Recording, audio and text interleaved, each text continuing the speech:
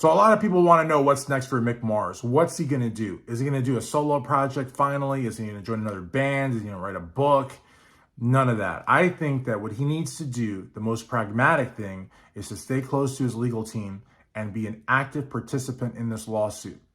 Because if Motley Crue is up to no good, if they're fudging the numbers, or if they're not being entirely transparent, then he is going to want to be an active participant helping his lawyers and the legal team. Now, this case may likely last so many years that Mick will probably be like 80 when it's all said and done. When the lawsuit for the numbers is done, the lawsuit to reinstate him as a 25% shareholder is done, appeals, depositions, all that stuff, they're going to drag it out. And I'm sure he's going to be like 80 years old. And at that point, if he wants to do a solo project, more power to him. But, who knows? It's not going to be a friendly case. It hasn't been friendly thus far. And when you have a contentious lawsuit, not all lawsuits are contentious. I mean, some lawsuits, obviously it's adversarial, right? Because you couldn't resolve your matters in a conversation or a mediation. You had to go to court. So right off the bat, it is adversarial, but it doesn't have to be nasty adversarial.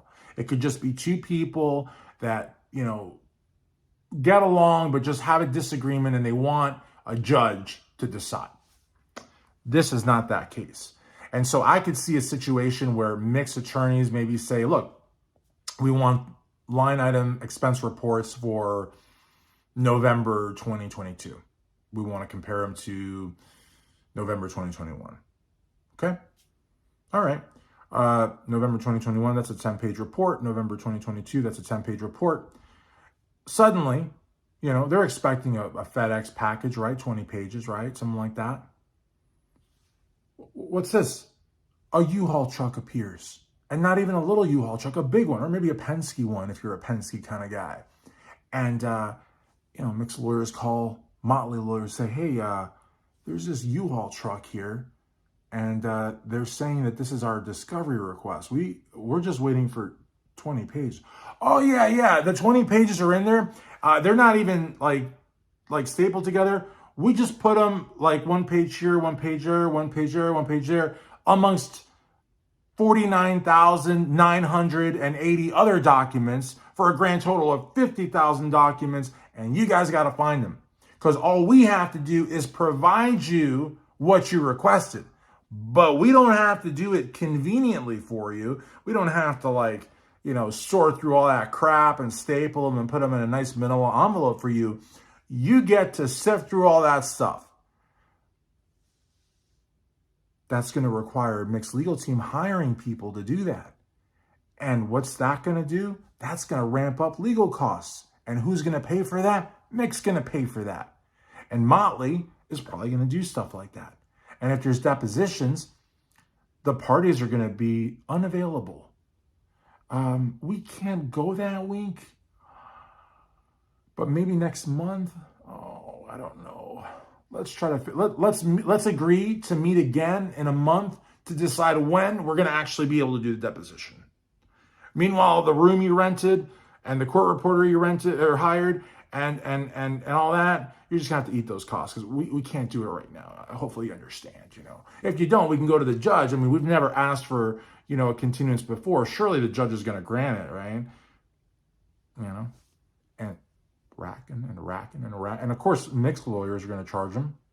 Those are billable hours, Sitting around doing nothing is still part of being retained.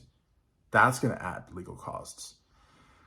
So this is the kind of life Mick Mars is going to have after playing with Motley Crue for 41 years, touring, recording, making appearances, ignoring the pain, just bearing it out, doing it for the fans, putting a smile on, giving the fans everything and then some that he could possibly provide. And now, the next 2, 3, 5, maybe even 10 years of his life are going to be embroiled in a contentious, nasty, bitter legal fight between him and his 3 brothers, who he came up with in some shitty apartment in Los Angeles with tin can Christmas trees and sharing bologna sandwiches to make it all the way to Billboard #1 in 1989 with Dr. Feelgood. And here we are, April 2023. He's fighting for his rightful share of a band that he helped form and take all the way to the top, who now has a hipster guitarist who wears his guitar above his belly button and is probably going to get a nice chunk of his 25% stake, seeing as the crew thinks he's only worth 5% of it.